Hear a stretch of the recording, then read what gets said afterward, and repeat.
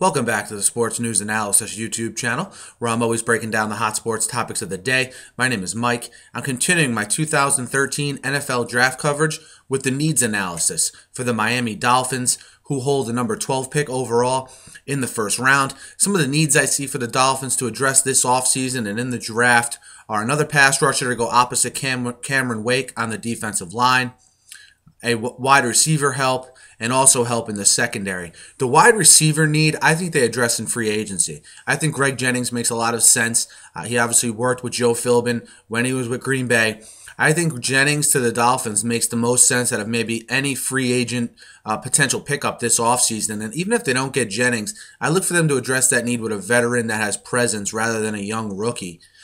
But as far as their first round pick, I think the Dolphins take a defensive end. I think when the musical chairs of defensive end, outside linebacker, pass rusher type players, I think when that musical chairs ends, the Dolphins end up with the last quality one. And I think that defensive end right now will be Ezekiel Ansah from BYU. He's a guy who kind of burst on the scene late, had a great Senior Bowl week, and barring him really skyrocketing after the Combine, I think he'll be there for the Dolphins at pick number 12, Ezekiel Ansah from BYU. As far as the Dolphins' second-round pick goes, I think they should then, again, focus it on the defensive side of things and take a cornerback.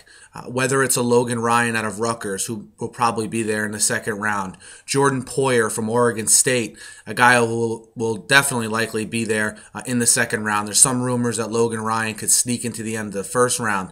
You even have Jamar Taylor from Boise State, who should definitely be there at the time the Dolphins pick.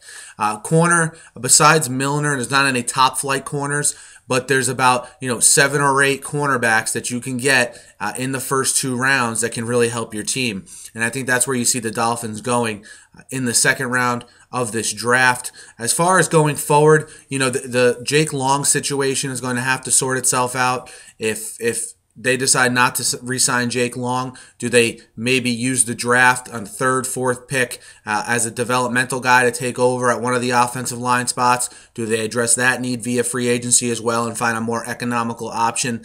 Then certainly Jake Long will be. That situation will play itself out. It looks as though from a running back perspective, the Dolphins aren't really too high, or maybe it's just posturing on bringing Reggie Bush back. And it looks like they're going to give the reins to Lamar Miller and Daniel Thomas. Again, maybe that's a need they fill later in this draft. They feel that they need to go outside the organization to get some help at running back as well. Where do you see the Dolphins going? Again, I think they address the wide receiver need in free agency. Maybe they pick up a guy to fill in here in the later rounds in the draft. But when you have, let's say, a Greg Jennings, a Brian Hartline, and a Devon Bess, and an Anthony Fasano at tight end, because I think they'll re-sign him, that's a pretty good receiving core. So I think the picks will be focused first on a pass rusher to go opposite Cameron Wake, then a corner in the second round. And then I really think that in the rest of the rounds, they shore up the offensive line, because I think we see in the NFL you can never have too much depth on the offensive line.